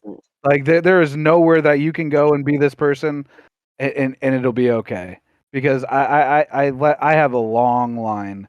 Like I have all the trolls that come in, from Apex, things like that. Fortnite was even worse. Really? And I've let I let all that go. I let people self promote. I don't mind self promotion. Like you said, I'm here to help you if I can. I might not be able to do everything in the world for you, but I'll help you with with the tools that I have, and the tools being my community. I will 100% help you out, because I was once there. I was once the streamer who got on and knew nobody. I eventually found a couple communities that sucked terribly. They were the worst thing I ever did in my whole entire life. But I also met a lot of great people out of those communities, which are now a part of my community. So it's a learning experience, and I can understand why some people don't like the self promo, and I can understand why people. I can see both sides of the spectrum. The self promo doesn't typically bother me, just because. I mean, if you want to watch someone else, feel free. That's just how it is. I mean, if you want to watch someone else, you're gonna go do it anyway. Might as well give you the opportunity. If you want to click on the link, you want to go over there and watch, see what they're about. You like them more. I mean, you're eventually gonna find them anyway. Food, though, on my stream, Jay likes to play with his food. He'll. Oh, absolutely. I'll sit there and be like, "Go ahead and toy with him, Jay. Go ahead and toy with him." I let him fucking just toy with these trolls for at least a good 10 or 20 minutes. See, everybody knows that when I mod, I'll be gaming, but I'll have like 6 streams open, all sound on my other monitor, and I'll be listening to 6 streams at once, and I'll listen for when the streamer goes, "Oh, I don't know about you," and then I'll look real quick, and I was like, "Oh, it's a troll, okay, let's go." Play with them. Oh, right, yeah, and then I'll be playing like Sea of Thieves while I'm streaming. I'll be playing Sea of Thieves or something, and one of my friends came in, and she was like, "Oh my god, I just left this guy. He was so toxic, blah blah blah blah." Next thing you know, he shows up in my chat and he's talking all this shit. I'm like, okay, pause the game, start talking to the guy. I'm like, listen, don't think you're gonna come in my chat, start talking shit to one of my friends. If you want to stay here, start apologizing. He's like, well, I'm not gonna apologize. So she's like, okay, we'll keep going. So I start arguing back and forth with him. Finally, after about 5 minutes, he apologizes. I was like, all right, banned. I got what I wanted. You got what you wanted. Yep. You apologize. Now you're banned. Get the fuck out. I guess I could see both sides of it. The self promo thing. Certain people allow it. Certain people don't. But I can see why people don't allow it. To me, it's just it doesn't bother me. I mean, if to a certain degree, it will. If you're coming in and you're just like, hey, I'm going live. If you're not going to tell me what you're doing or anything else, just like, okay, well, why'd you do that? You know what I mean? Like you're just only trying to steal my viewers. But if you come in and you're like, oh, I'm going to be lurking, I'm going to go live. Like you said, I got a charity stream going on. I got, it's my birthday, blah, blah, blah. I'm more than happy to be like, hey, chat, go over here, wish him a happy birthday. It's a charity stream. If you guys could do anything, you're not obligated to, but if you can, go over there and help them out. You know what I mean? There's a certain degree to it. Like I said, if you're just going to come in and say, hey, I'm live, then I'll be like, that's all right, yeah, like Jay that's Stens. How many times did that happen, Jay Stens? Where and that's why I once that started happening, that was it. It was over. When you just say I'm live. Do as a mod is I stay completely quiet. I don't type in the chat. I stay completely quiet, and then the trolls think there's no mods around. They show up, start their little shit. Then I jump in action like, oh shit, there really was a mod here, and then they're done. Yeah, that's in Apex and in any competitive FPS, we get a lot of those. I'm sure, Tommy, you've gotten your fair share. I get my fair share on Apex. Look, don't let Tommy fool you. I was watching him playing Fortnite 1v1s the other day, and this man was trolling the shit out of every person he played. He was drinking a little bit too, so I mean, it was fun. He was trolling. He was talking shit the entire. Like, dude, he would build above them and be like, "Go ahead, you can catch up. Go ahead." And bro, you want to talk about playing with your food? Tommy had that shit nailed. Well, I mean, he was having a good time. I mean, we play with people in a different way. We fucking put on voice changers. How many YouTube videos of that? Of us playing as little kids and fucking making grown adults believe that what would you say, dildo was a dinosaur?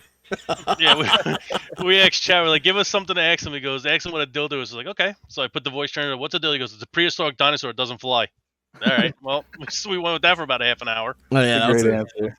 And then when we finally revealed the fact that we're actually grown ass men using voice changers, these I think the last two that we did that to were really high as shit because they were really sitting there trying not to cuss in front of us, and it was the best thing ever. And they let loose, hopefully. Dude, yeah. As soon as we turned off our voice changers, and they're like, "Oh my god, how the fuck?" Blah blah blah. And I go, "Yeah." But the funny thing is too about trolling is you never know when trolling is actually going to be a good thing. Sometimes we were trolling in Warzone, and we were playing with this father and son team, and the son thought we sounded like minions. So we were like banana, and like singing whatever the minions say. And at the very end, we turned the voice changers off. We started talking to him. He goes, "Wait, are you the same people?" Like, yeah, we just had voices, and we're just messing around recording for YouTube. He goes, "I gotta let you guys know, I have never heard my son laugh so hard and so long in my life. I cannot thank you enough." Amazing. That made the day. We never expected it, but it made the day. Great. Yeah, it was a very interesting experience. I mean, it's those kinds of experiences that kind of keep us pushing towards all this content creation, because a lot of times, people don't understand, and you guys obviously do, the downside to content creation, because you, just like you said, you feel these burnouts. You feel like what is it that we're gonna do next? What is it that and one of the reasons why I continue to evolve, and there's projects in the works right now that are down the pipeline that we're working on. What is it that you do, individually to keep yourselves motivated? Like, you say that you're trying to change your motivation right now, Tommy, because every time you start getting successful, you start fucking yourself over and over. Yep. So what is it that you do for yourself as like tips for other streamers that keep yourself going and keep yourselves motivated, even though through these trying times, whether it be financially, personally, something happened? Like, what is it that you do to keep yourself going? So what I think the biggest thing is a lot of us are, I won't speak for a lot of us, but some of us forget, just to have, say even 10 viewers on Twitch is an accomplishment. And I think that as you grow, you kind of start to forget that a little bit. So my advice to any new streamer would be, just don't let it get to your head. You're gonna see your numbers fluctuate. You're gonna have great months. You're gonna have terrible months. But at the end of the day, you still got to show up, and you still got to be that person that's going to provide entertainment, content, and just be a place where people want to come to talk. And that's something that I lose a lot. When I see, and it's the worst thing I do is I keep my viewer count on. A lot of streamers don't, and I know why you don't. And I shouldn't, because it really brings my morale down. If my view count is lower than a certain number, it starts to get into my brain where I'm like, shit, what am I doing wrong today? What am I lacking today that the people aren't coming? But we have to remember that these people, our viewers, have a life. It's starting to get nice outside for most of America. You're going out and doing things. COVID's kind of finally going to the wayside. We had a whole year inside. People are doing things. So my advice to a new streamer basically would be turn your viewer count off. Look at your numbers after stream. That's perfectly fine. See what differences you made from stream to stream, but don't let that make or break you. Because it will affect you if you keep it on and you're like, okay, well today I had 50 viewers. Now tomorrow you're going to expect 50 viewers, and it just doesn't happen like that. What about you, Tiny? I feel like pretty much what Tommy said. It's like there's certain things that you can and can't worry about because they are out of your control. I mean, I am one of the biggest advocates of not worrying about what I can't control, like people's opinions, and it's like, I mean, why lose sleep over something that there's nothing you can do about it? So I just choose not to. With my life, I've kind of had this whole glass half full motto my whole life, and I don't worry about things. It's just frivolous stuff that you can't change or anything. And I know some people can't. There's just some people that are wired differently. Chemicals just make them do things that just constantly go over things over and over again. I have a little bit of OCD where I go over things, but one thing that my head never lets me do is worry about things I can't control. So if I were to give anybody any type of advice, it's try that.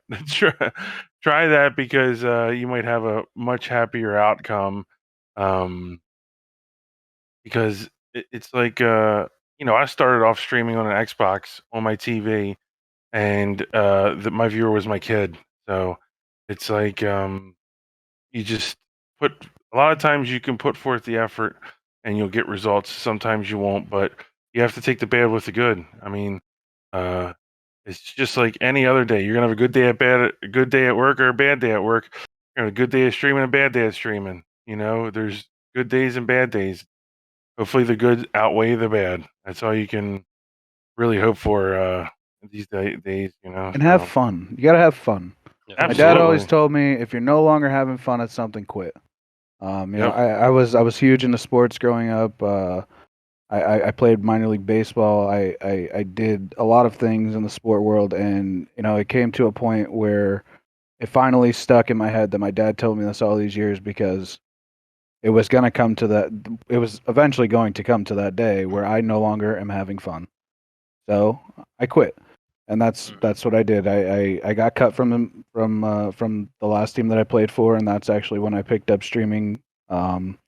And said, I'm going to give this a go, and I'm going to give it all I got. And in the 2.5 years, I think that I've created a community that I'm proud of.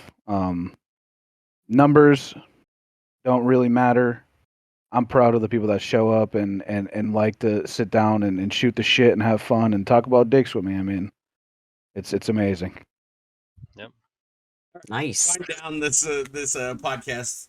I leave it to you guys to go ahead and give a promo yourselves, promo your individual Twitches as well as your podcast here, and let us know what we have to look forward to and look forward in store to your guys' future. All right. Tommy, you can go ahead. All right. So myself, I'm TommyBopp, 2 P's on every single social media. You can find me anywhere: Twitter, Twitch, Instagram, TikTok.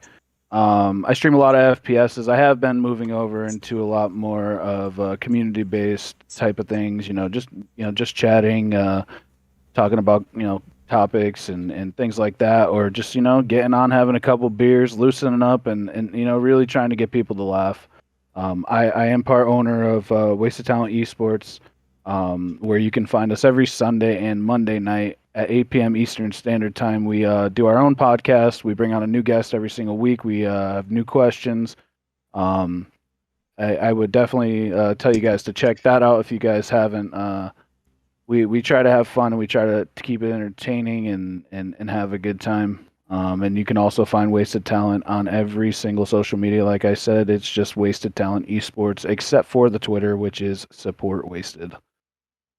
Yeah, I always try to pop into the podcast for a little bit. It's always a good time. All right, Tiny, how about Tiny? you? It's just this same thing. Like you guys can always find us at Wasted Talent on the weekends for sure. We got some great stuff coming up, some tournaments, all that good jazz. I'm normally I tend to stream Fortnite Fridays. I sometimes stream on Sundays and Mondays. Like I'll probably stream tomorrow day, and then we'll do the podcast at night. But generally just Fortnite, and I'm just Tinyinpa on everything. That's where you can find me. So Especially on what was that website? Make sure you go find them on there. Over. Yeah, Plexstorm. Yeah, Oh, make sure you go find Tinyinpa over there. Is that where he streams the most at? Yeah, those are the special streams. You really want to catch those ones. Yeah, clothing optional. Clothing right? optional streams.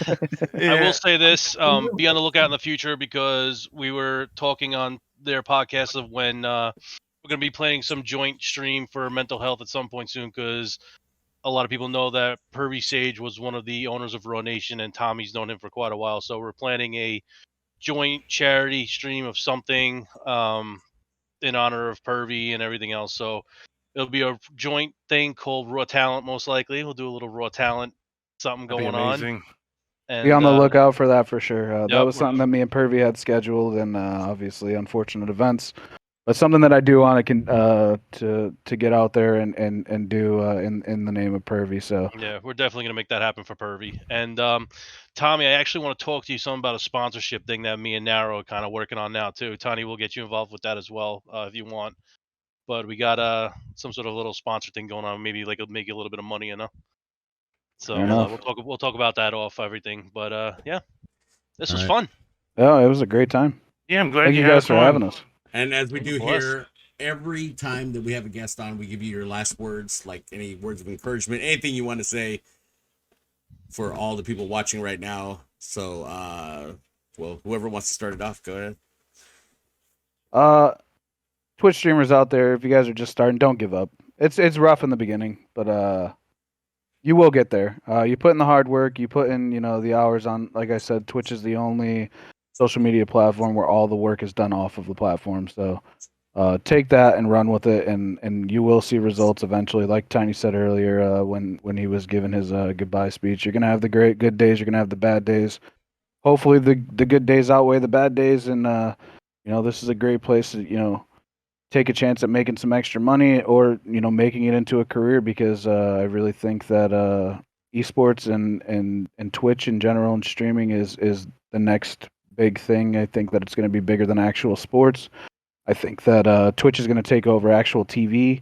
People would much rather talk to someone and get interaction right away than watch a TV show over and over. So the more people that find out about it, the better opportunity you have to grow. So just continue on what you guys are doing. Absolutely. Tiny? I Last just, words. his was more businessy. Mine's just more lifey. Just have fun, man. It's like, make sure you tell somebody you love them, get a hug in somewhere, and just make sure you're spending time with friends, family, and loved ones. I mean, it's super important because, you just never know what day is going to be your last day with them.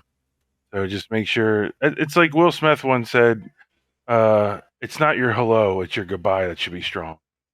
Because you don't know when it's your last goodbye. It's just, you just got to make sure that you're dotting your I's and crossing your T's, and make sure you're living. Don't. I've always been a big fan of working to live, not live to work. That's what you want to do, man. I go to my job so I can live. I'm good at my job because it's my life. That's for sure. That's all I got for you, folks. Jay Stunts. Well, if you learn anything from me and Tommy, be yourself no matter what.